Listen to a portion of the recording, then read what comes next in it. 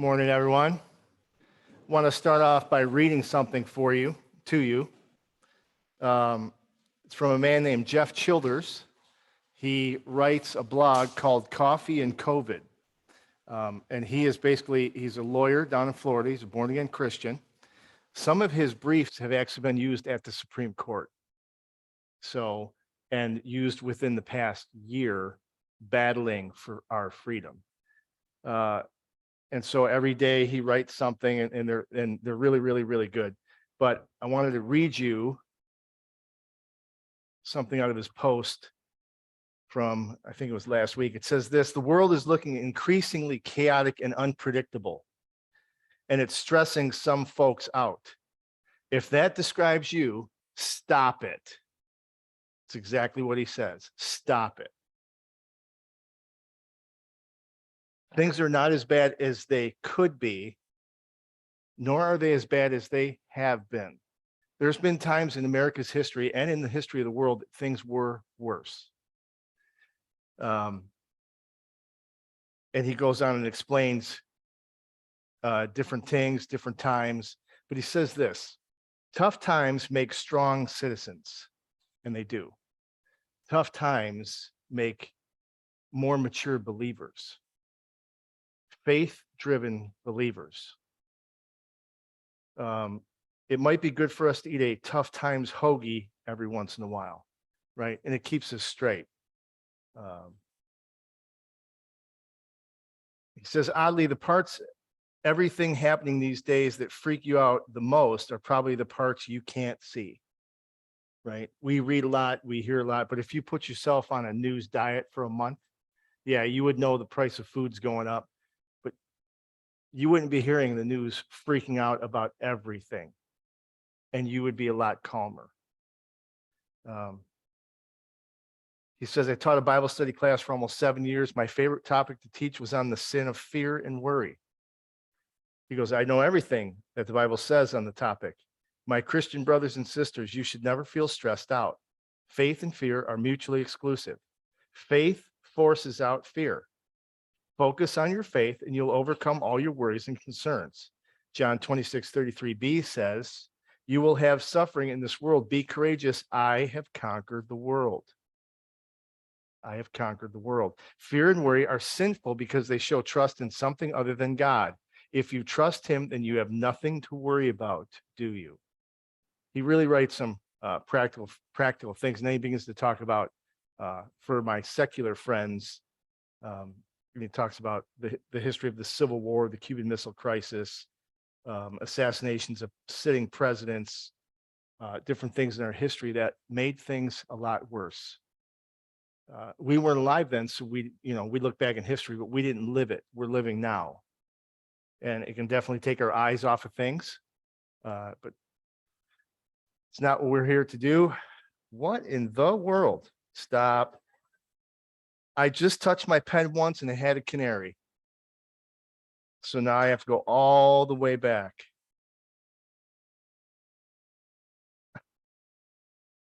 What way to start? Yeah, now you're seeing all my slides. This is ridiculous. So there we go. Faith over fear and how God wins. So today, I hope you will stick with me because we're going for a ride. We are going for a ride through history. And I'm going to start at the beginning, and I'm going to try to get through as much as I can. I think Mike Antos is actually going to take the rest wherever I leave off. And in 2 weeks, I think Mike is up. So we're going to talk a little bit about faith over fear and kind of put it in practical terms as we go through history, the history of the Old Testament. So I want to start at the beginning. First, we know that God creates everything, right? Genesis 1 and 2. God creates everything, even human beings. And they're different than animals. They're a special creation. He creates the angels. Most people think that he created them on the day that he created the heavens and the earth, because that's where the angels are. But he created the angels. And then after a little bit, we don't know the time period, but Satan rebels. And he takes 1/3 of the angels with him. and they rebel against God. They didn't like it. Satan wanted to be like God. If you were to read through Isaiah chapter 14, I'll just give you one of the verses, Isaiah 14:14, where Satan says, Lucifer said it.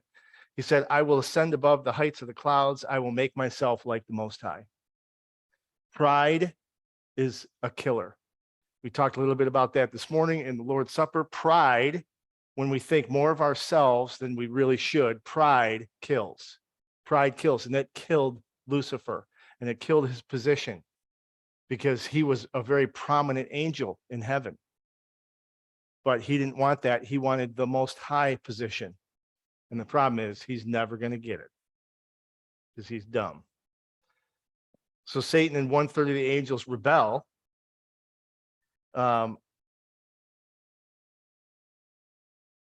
That's Isaiah 14, Ezekiel 28. If you want to look these up, I'm going to have a ton of scriptures today, okay?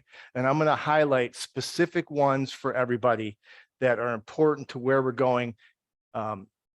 You will be able to get this PowerPoint in case you want to go through it, because I know there's going to be a lot, and I apologize. But then Satan in the garden through the serpent deceives Adam and Eve, right?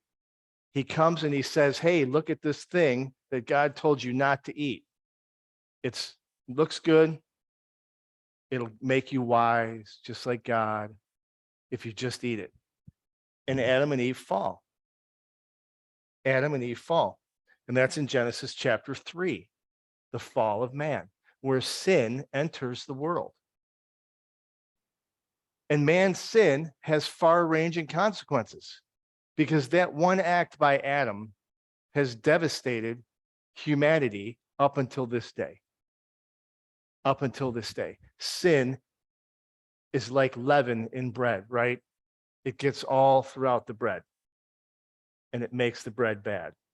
And that's exactly what sin has done. Sin has far-ranging consequences. But what's very interesting, even though man, and here's the point coming across for this one, Adam and Eve, instead of choosing to believe what the Lord said, the simple words of God, they chose to go after what they felt. They chose to go after the thing that looked good, right? It looks good to the eye. The pride of life, it makes me wise, makes me like God, and that's what they wanted instead of God himself. And that's where they went wrong. And that's where we go wrong. When we take our eyes off of the Lord and his word and what he says, and we begin to do our own thing, that's when we get smacked. And it can have far-ranging consequences when we do it, because we know that's what happened. But what's interesting is Satan, even though he tried to disrupt God, God said, no. And Mike went over this on Wednesday.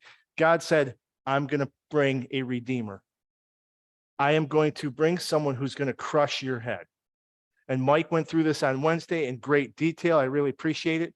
So I'm not going to go into detail about any of these things. I'm giving you an overview, but it's precious because God has a plan. God has a plan. And don't ever think he doesn't. And his plan will win. The next slide I want to show you is the two veins of history, right? First is God's kingdom. You have the Lord, the creator of the universe, and he has a plan. And he has enacted the plan. And he's working the plan throughout history, throughout the Old Testament. He's working through people and nations and kings and judges and prophets to bring forth his son. But we have Satan's kingdom, and we have Satan who's doing everything in his power to try to stop what God is doing. And we're going to see how Satan works through men and kings and nations and judges to try to stop it. But in each case, God overrides. Sometimes it's very miraculous how he does things. And we're going to see this. But what we're going to see is our attitude and how a sinful man makes his decisions, how they affect his world, and how we, instead of delving off into the fear or the unknown, we need to have faith. We need to have faith in what God's doing, even though we can't see the end of it, even though we might be in the midst of it. We have to have faith. So we see God's kingdom, we see Satan's kingdom. There are two lines of attack. He's going to try and destroy the members of God's kingdom, right? He's like a roaring lion seeking whom he may devour. We know that. But then he tries to pervert the witness of God's kingdom with apostasy and heresy. If he can't just kill you outright, he's going to get you off the road. He's going to get you distracted and doing things you shouldn't be doing.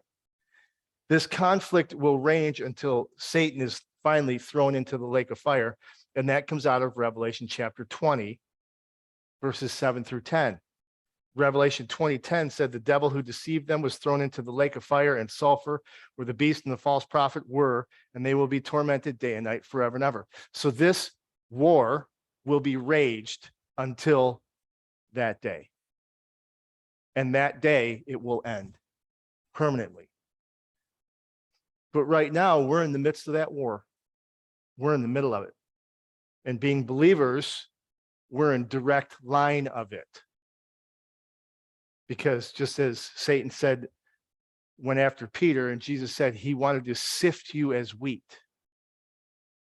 But Jesus prayed for him because Jesus is our advocate. So then you go to Adam's 3 children. Do you ever think of it that way? Adam's 3 children? Adam and Eve had 2 boys to begin with, right? He had Cain, and then they had Abel, 2 boys, one of which was righteous, one of which was not, one of which did the things that God wanted. One of the things did what he wanted. One of them wanted to come to God the way that God wanted, and the other came to God by the work of his own hands.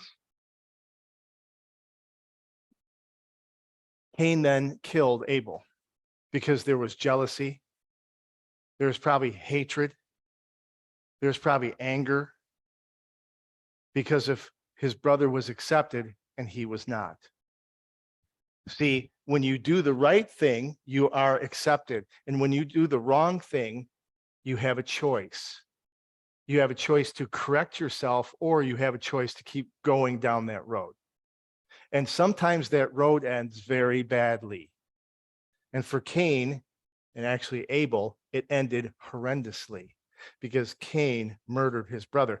1 John 3:12 says, we should not be like Cain, who was of the evil one. See, Satan's like, hey, after the promise of Genesis 3:15, I got to kill somebody because I don't know who this is going to be. Oh, it's Abel. He's the nice one. Cain, kill him. Get rid of this guy. He was of the evil one and murdered his brother. Why did he murder him? Because his own works were evil and his brothers were righteous. Satan was the catalyst behind the murder. Satan was trying to stop what God was doing. 1 John 3:12, that's just what we read. God overruled and gave them another son. See, God never wrings his hands and goes, oh no, I didn't see that coming. I guess I'll have to act and do something really cool. No, he knew exactly what was going to happen. And he gave Adam and Eve another son, and his name was Seth. You know what Seth means in Hebrew? Appointed. Appointed. Because Seth was going to be in the godly line of the Messiah. He's in the godly line of the Messiah. Genesis chapter 5. Genesis chapter 5 goes through the 10 generations from Adam to Noah. Seth is in there. So God overrode and said, nope, now the godly line is going through Seth. I'm watching over things. And even though man slip and man do evil things and Satan's trying to destroy it, I win. I win. So how do we win? When things go south, we do not get angry. We do not take our eyes off the Lord. When God is trying to correct us, we accept the correction and we move on. Because God does not want us to wallow in the muck. He wants us to walk rightly. So we do not be like Cain. And you're thinking to yourself, well, Christians could never kill anybody. Okay, David. Right? Okay, Moses. No, it could happen. It could happen. We're not beyond that. But for the grace of God, right? I could be just like that. And then it comes to the flood, and Mike really expounded on this on Wednesday. I'm not going to go into depth because I think he did a fantastic job on it. Satan by this time had corrupted almost the entire population, right? We know about the Nephilim. We know about man's heart was always on evil continually. It was a bad time to be alive. You want to talk about a bad time? There's just 8 righteous people in all the land and everybody else hates your guts. That's great. Wouldn't you love to live there? That's Genesis chapter 6. It says, the Lord saw that the wickedness of man was great in the earth and that every intention of the thoughts of his heart was only evil continually. And the Lord regretted that he had made man in the earth, and it grieved him to his heart. That's what the Lord felt at that time. Satan was trying to stop the godly line of Seth. He was trying to stop that Redeemer from coming. And men chose to go along with the crowd. They chose to just do what everybody else was doing. Do Christians do that? Absolutely. I was talking to a friend the other day. We were talking about things that come up in Christian circles that are like the new thing, right? N.T. Wright is a guy, he's a heretic, but he's got this new view on Paul. And you're like, wait, what? What do you mean new view? Well, it's a heretical view of Paul. But then you think of like the church-driven, what was it? The something-driven church? Purpose-driven church. Everyone jumped on that bandwagon. The prayer of Jabez, everyone jumped on that bandwagon. Stop. We have the word of God. We don't need to jump in with everybody. But see, this is what the world does. When something's going in that direction, everybody jumps on board.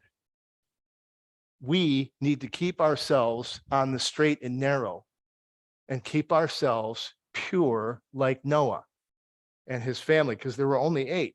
Noah and his family, however, were not tainted by the corruption of the people around them. Genesis 6:8 says, but Noah found favor in the eyes of the Lord. Noah and his family. God stopped the corruption, and how did he have to stop it? With the flood. He wiped everybody out. In fact, it says, if you go on to Genesis chapter 7, and I told you we're going to be moving, we're moving. Frida's going, whoa, this is a lot. But it says this, in 7:23 or 7:22, it says, everything on the dry land in whose nostrils was the breath of life died. Everything. He blotted out everything that was on the face of the ground, man and animals and creeping things and birds of the heavens. They were blotted out from the earth. He had to stop the corruption because he had to bring forth his Messiah. And he did. He did what was absolutely necessary through the flood to protect that line. Noah's 3 children. Noah had 3 children. You know who they are, right? Shem, Ham, Japheth. After the flood, Noah gets drunk.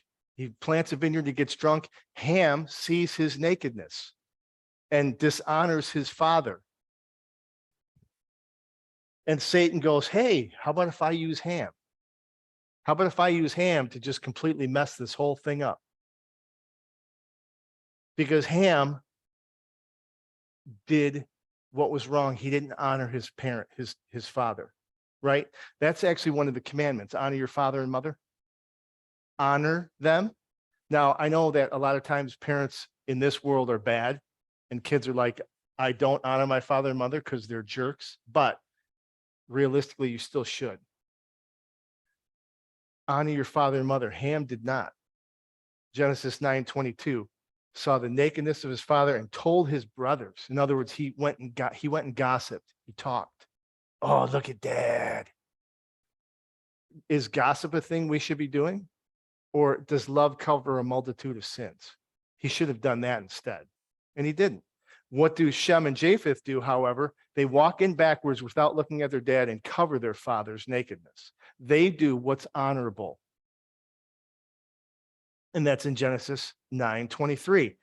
They laid it on both their shoulders, walked in backward, covered their nakedness of their father. Their faces were turned backwards. They did not see the nakedness of their father.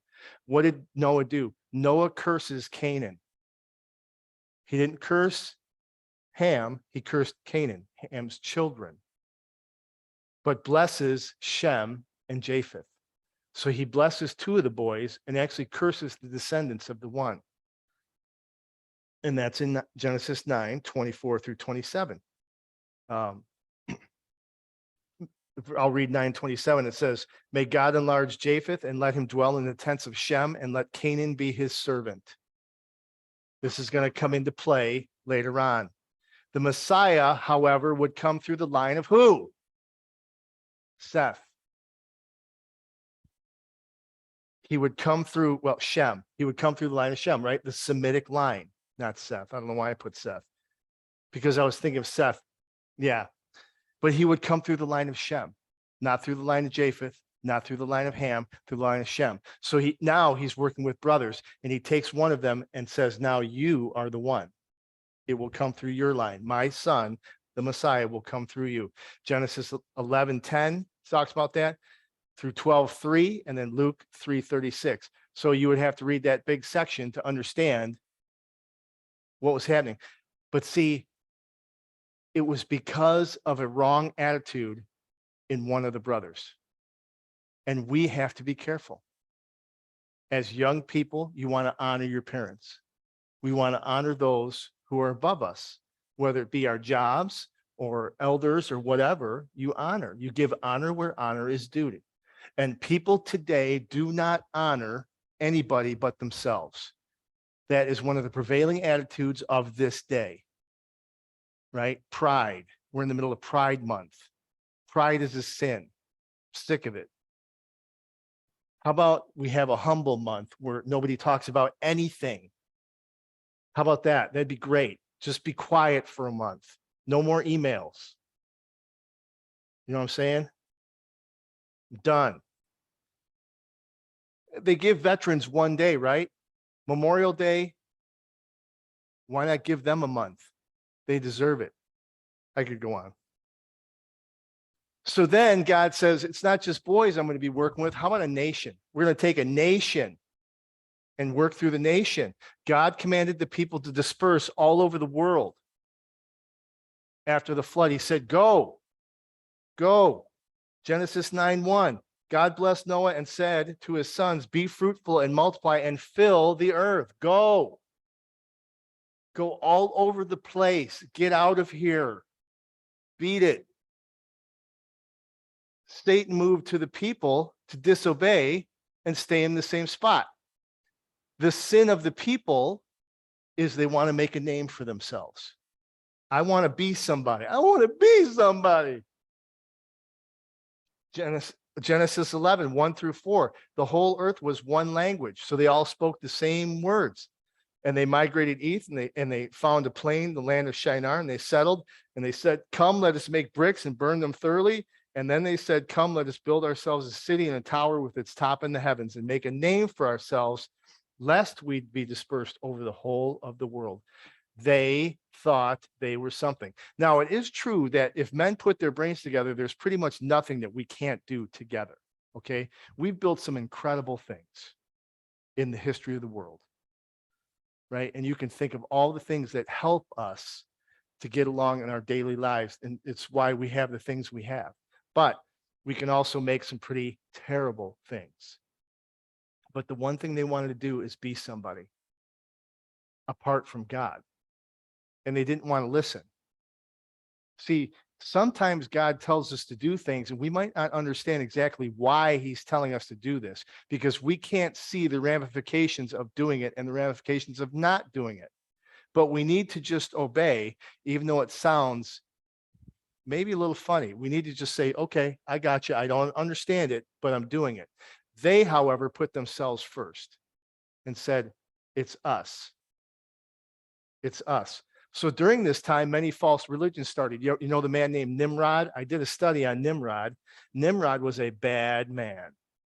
In fact, it spoke of Nimrod that he was actually one of the first people to go heavily against God. And if you want to talk about the mystery religions like Mystery Babylon and things like that, they got their start through him. He was actually a very bad man. Well, he's the one that founded Babylon, or Babel, the city. He founded a lot of different cities back then. It says he was a hunter. He was a mighty man, Nimrod. Nimrod was one of the keys that Satan used to create the mystery religions and all the other bad things that were going on. Genesis 10, 8 through 10, it talks about Nimrod. And you can actually go back in history and read about what he was like. God confused the languages. How did he stop this Nimrod and his workings and his philosophy? By confusing the languages and kicking everybody out. Get out. And now you're going to have to get out with your own kind. And the nations were formed. And now God says, I'm going to start working with nations. But I'm going to specifically work with one. I'm going to specifically work with one. So Genesis chapter 11 goes into God confusing the language. 11:7 says, come, let us go down there and confuse their language so they may not understand one another's speech. So the Lord dispersed them into all the world.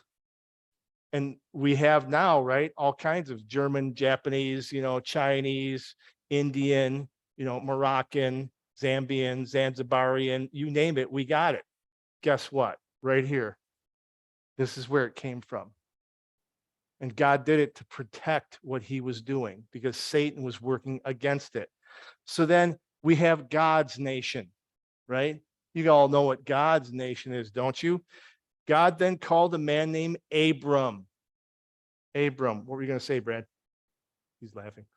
Genesis chapter 12. God told Abraham to get up from your country, from your land, from where your comfort zone is, and go to a place that I'm going to tell you. You don't know about it. You've never seen it, but you need to go. Obey. Have faith, Abram. Have faith. Abram could have went, no, I'm terrified. I can't go there. Can't leave my mom and dad. It's terrible. Nope, go. He packed it up and left. Faith over fear. He went. Didn't he? God would make of Abram a great nation, right? The Abrahamic covenant. You will be a great nation. Genesis chapter 12, if you were to read that, it says, I will make of you a great nation. I will bless you and make your name great so that you will be a blessing.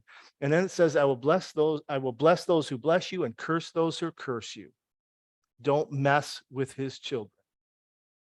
God's putting his thumb of approval on this line.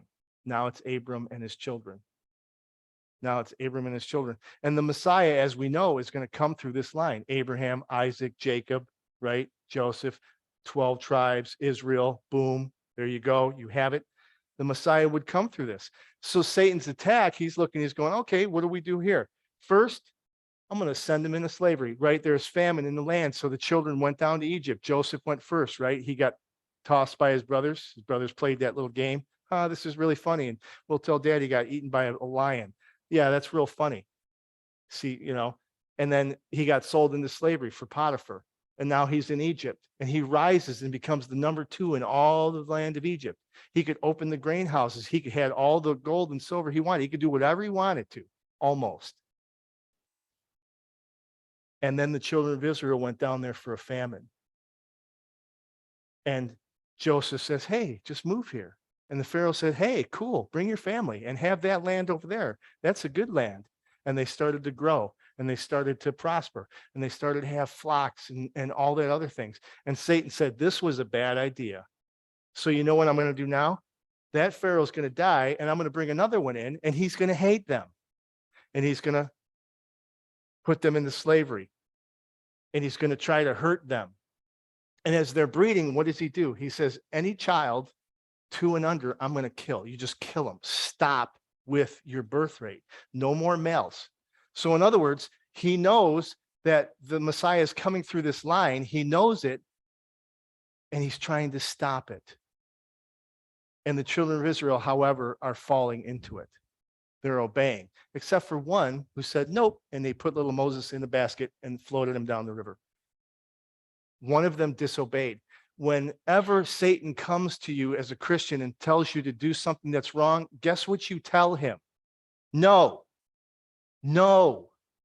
I'm not doing it. What if it costs you your life or your job or whatever? No, the answer is no, because God is working through your life. You might be fearful of the things that could happen to you, but right, faith and fear are mutually exclusive. I want to have faith. I do not want to be afraid. Being afraid causes you to freeze. It stops you from thinking correctly. It stops you from moving. It stops you from doing. Faith, however, causes you to think, causes you to trust, and causes you to act because you're trusting in the God of the universe. And one woman had faith and she obeyed, and she took her son and put him in a basket. And God then would work through Moses.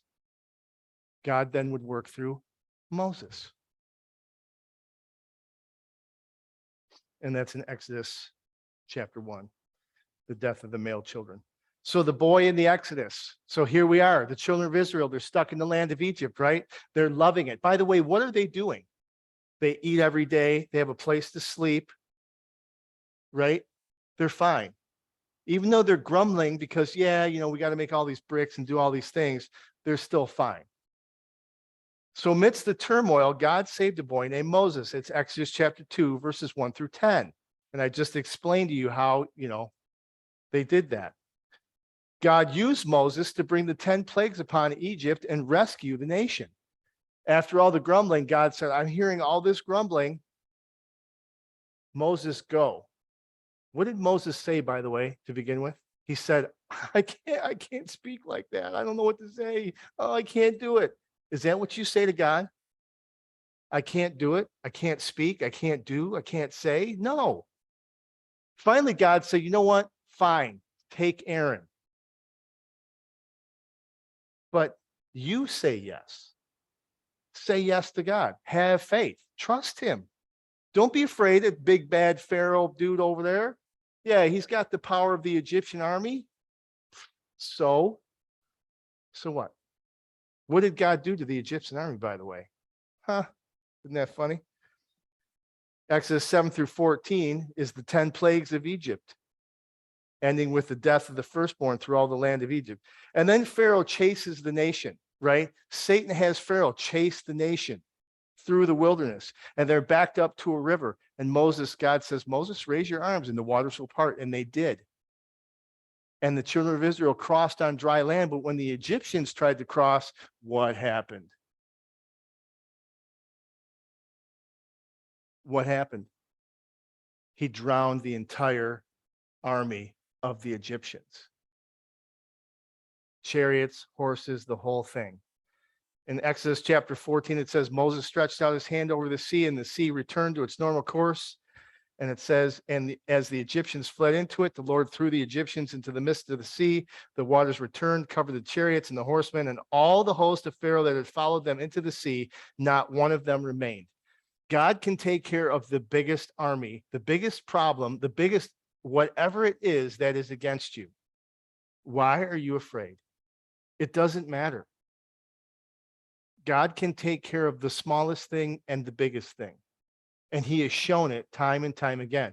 And the problem is we're just like these guys, because then they go out into the wilderness and they start grumbling. They start going, you're not feeding us. You're not giving us water. We're thirsty. We're starving to death. We should go back to Egypt. At least we had onions to chew on. And Moses is like, Lord, what do you want me to do with these people? Because they're grumbling. They're grumbling. So he gives them quail to eat, and he gives them water from a rock, and he gives them all these things while they're wandering through the wilderness to show them that he's caring for them. Because Satan, the only thing he wants to do is stop them. And one of the things, it was interesting, is Satan wanted God to get so aggravated that he just wiped them all out. You know what? I'm tired of you. And God actually said that. in a couple places in the Old Testament. He's like, I'm hearing all their voices. It's ringing in my ears. This is Bill Luke's paraphrase. I'm just going to wipe them out. And Moses would go, no, Lord, because if you do that, then the other nations are going to say that you're such a terrible God that you can't even take your people and correct them and make them and bless them and things like that, that you just had to kill them. And he goes, okay, I won't do that. Moses is pleading for the children, just like Abraham pleaded for Lot and the city of Sodom and Gomorrah. He pleaded, and Moses is pleading. So then Moses, as they're wandering through the wilderness, God says, hey, how about if I make a covenant with you and the people? You're my special people now. You're my people. I'm going to work through you people right here. Moses and these people. These are mine. And at Mount Sinai, God gave Moses the law. And he's up there. Isn't that fantastic? Moses is talking to God. And while Moses is up there talking to God, he's taking too long. He's taking too long. So what do? Oh, that's in Exodus 19 through 20. But while Moses was up there, Satan stirs up the people and they make a golden calf and they start worshiping and says, this is our God. He's the one that's doing all the good things to us. This golden cow. Isn't that great? Do not make for yourselves any graven images. Well, they didn't have that yet because Moses was still up there, but they should have known better than to make this. And guess who was complicit? Aaron. Thanks, pal. You're supposed to be the spiritual leader. You're not doing your job. Even religious people get off of and out of bounds, don't they? I just mentioned one guy, N.T. Wright. Yeah, he's got all these degrees behind his name, and he's from the Church of England and all these other things. You know what? He's off base. He's off base. In fact, he threw justification by faith out the window from the reformers. That's like a Reformation thing. That's like one of the anti-Catholic moves. I am saved by faith, period. And he's like, nope, that's not it. Really? Try again. Even religious leaders go off base. Pharisees, Sadducees, didn't they? Didn't they go off base? Didn't they make a fence around the law and then another fence around that fence and then another fence around that fence? Didn't they do that? Yes, they were wrong. And that's why we can't follow a man. We have to follow the Lord. Now, we have godly people in our lives, and it's great, and we want to walk with them and have them help us and things like that, but I'm not going to follow a man. And that's where sometimes people can go wrong. I'm not following Aaron. Sorry, Aaron, you made a golden calf. You're wrong. So God comes down, Moses comes down, God tells him to destroy the calf, put it in the water, people drink the water, they die. And you're thinking to yourself, wow, that's cruel. Yep, you have to purge sometimes the bad to cleanse what's left. And God did it over and over again because Satan's working through individuals. And God says, I want to keep my nation pure. I want to keep them pure. And they had to go. And that's Exodus 32-7 through 35. And about 3,000 were killed in verse 28 of chapter 32. It says, the sons of Levi did according to the word of Moses. And that day, about 3,000 men of the people fell. He had to correct the situation. Satan was working to destroy what God was doing, and God had to correct it and protect what he was doing. So then you have the tabernacle. How about if I give them a place to worship? Hey, that's a good idea. Now we give them a place where they can come and I can sit right there and I can be with them and they can worship me and the priest can come in and do all these good things. Isn't that great? It'll give them a center, a place to worship. So he gives them the instructions. That's Exodus 25-31, how to build the tabernacle, how to set it up, who's going to take care of it, who's going to move things, all kinds of things. And as they wandered through the wilderness, Satan attacked in many ways again, even though they had all these things. Remember the spies that went to Canaan? The majority were like, we can't go in there because they're giants in land. They're too big. We can't handle it. We can't take it. We can't do anything. We can't. Should that be a Christian's word? I can't work for God. Like when he tells you, hey, go into the land of Canaan and wipe out all the people, and then I'll give you that land and you'll have it. And you come back and say, we can't do it.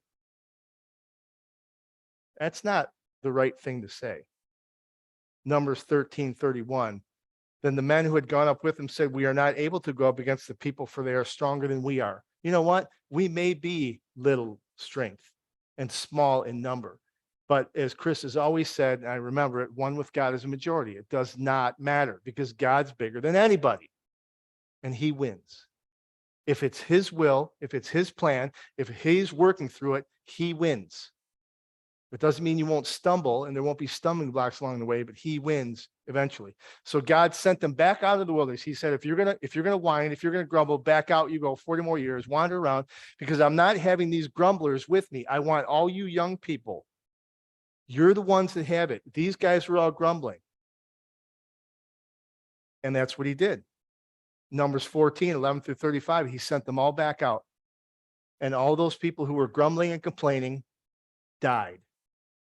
That whole generation died. Because I want to go with the goers, as some people phrase it like that. I want the people who want to go and win. You have to have the right attitude because Satan is going to try to tell you, you can't do it.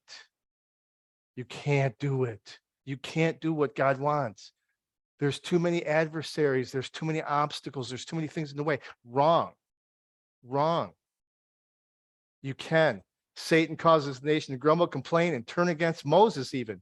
God countered by making the nation victorious over and over again. As they began to conquer the nations and take over, God was the one who gave them the victories.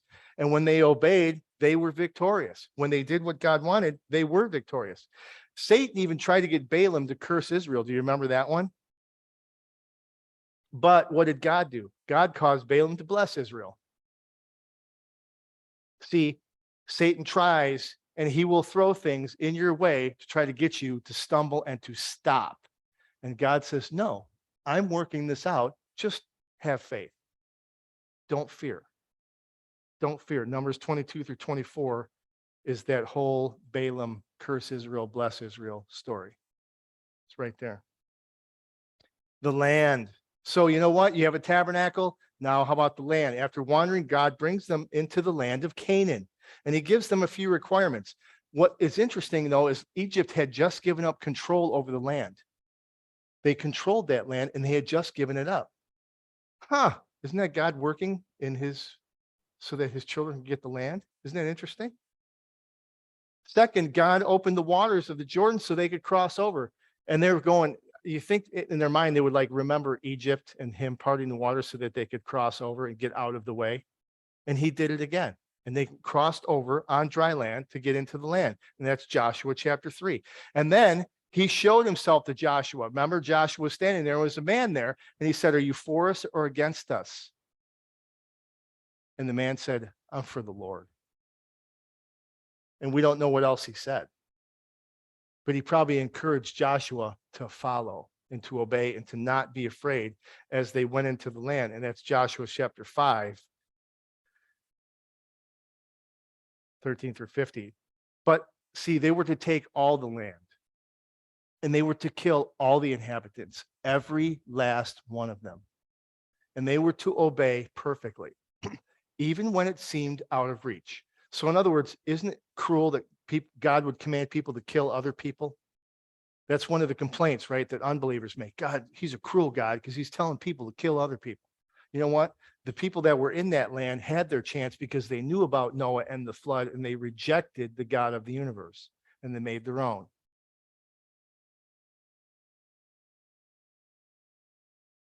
Because if they took those people out, they could have their temple, they could have their place to worship God, and they wouldn't worry about idolatry and the nations around them and all the gods that they had.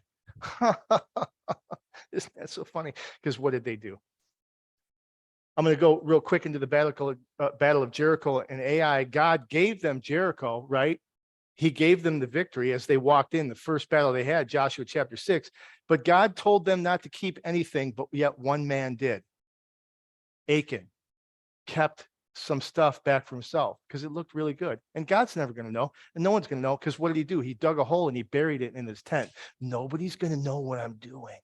It's all secret. It's in the dark. God knew. And when they went up against Ai, they lost. And Joshua was like, how did we lose? And God said, because someone took stuff. So what did they do to poor Achan? They took all of his stuff and they took Achan and they burned all the stuff and they stoned Achan to death. Because you have to obey, even if the glint and the glimmer of the world looks really good and I just want to have it, right? That attitude of I just want to have the riches of the world. No one's going to know what I'm doing. I can do this in secret and nobody will know. Wrong. God knows. Even the darkness is light to him. He knows. Don't do that. Don't be driven by the glitter of the world. At 725. So what's interesting is as they get into the land, the Levites, of course, don't get any property. They get property. The Levites only get cities throughout the land in each one of the territories. That's all they get. Why? Because they were to keep the people in line, worshiping God and be able to teach the law and teach the people. And they were everywhere, right? Keep the idolatry out. Keep the bad stuff out. Keep all that stuff out. Isn't that great? So they were given cities in each section. In 14, it says and no portion was given to the Levites in the land, only cities to dwell in with their pasture lands, right? In this way, each tribe would have God's influence that would keep them from worshiping him. After the death of Joshua, however, Satan says, oh, leader's gone. By the way, so goes the leader, so goes the nation. If you have a bad leader, guess what? You have a bad nation. I know how that is right now. First, the people did not rid the land of all the Canaanites, did they? Wait, who did, by the way, Noah curse? Do you remember? Canaan, right? He didn't curse Ham, he cursed Canaan. They didn't rid the land of all the Canaanites. Well, that's not good because they worshiped Baal and Ashtaroth. And Baal, the one who sacrificed their children to the fire. And then second, the Israelites adopted the worship of Baal and Ashtaroth. So instead of listening to the Levites, what'd they do? They listened to the people around them. We do that sometimes too. And I'm not going to make it. That's okay. I'm almost done.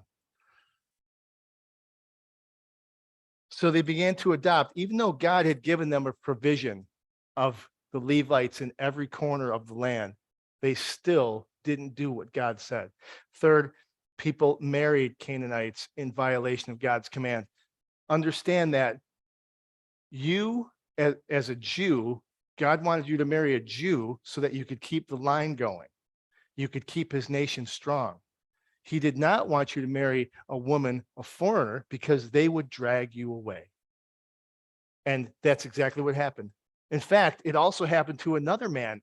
He was the wisest man to ever live. What was his name? What was his name, Josh? Solomon. He had 700 wives and 300 concubines. And guess what he did? He forgot the God of Israel and gave them all their places of worship. Because that's the power women have over men. So be careful. Because they will drag you under the water and drown you. I'm serious. In a, serious sort of not literal way. Just telling you. So listen, I still, there's still the judges, there's still the kings. And then there's still a lot of other things in the history of Israel that we could go through. And maybe Mike will continue it if he wants. But the whole point is this. And I want to go to the last slide, if I could. Come on. The last slide is your midterm exam. If I could get there. The last slide is your midterm exam.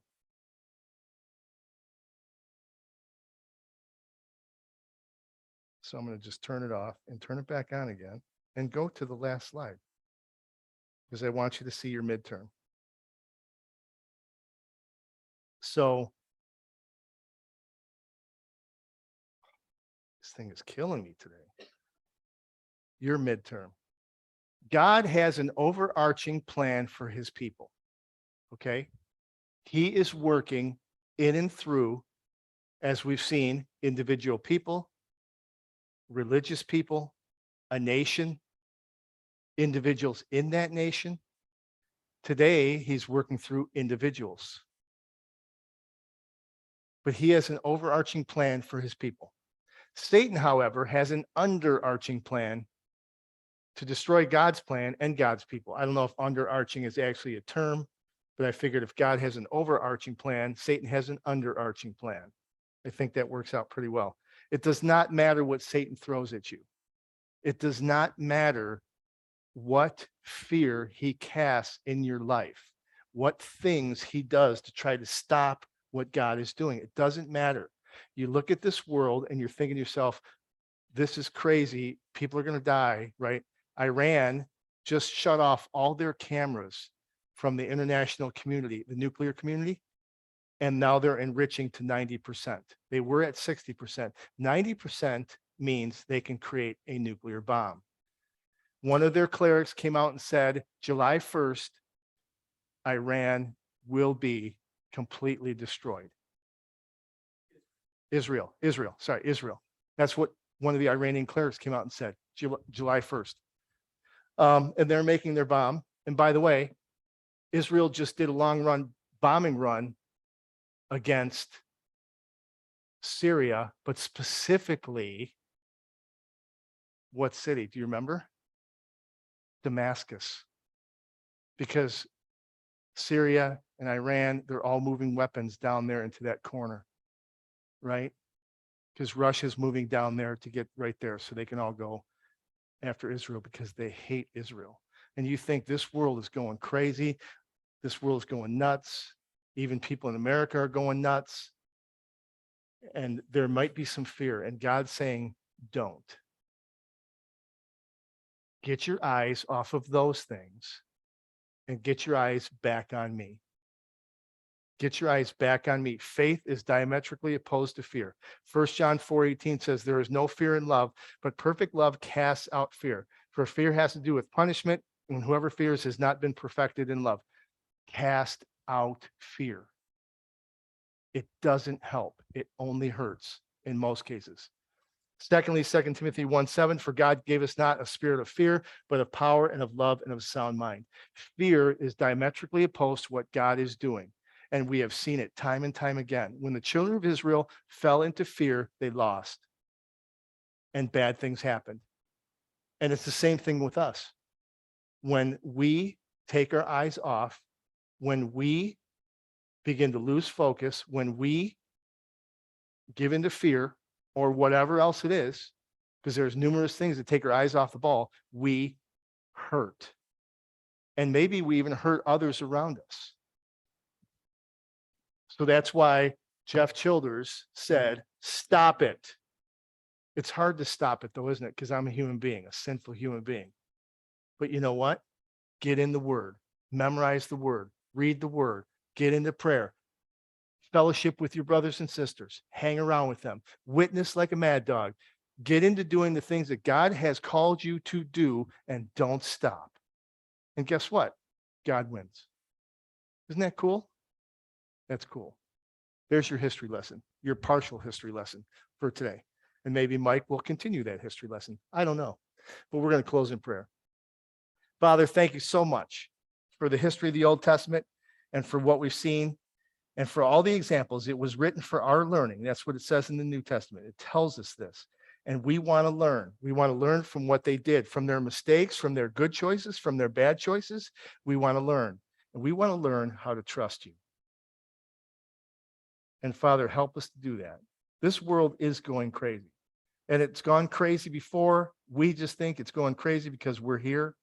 And it is. Help us to live for you. Help us to do what you want. Help us to live by faith.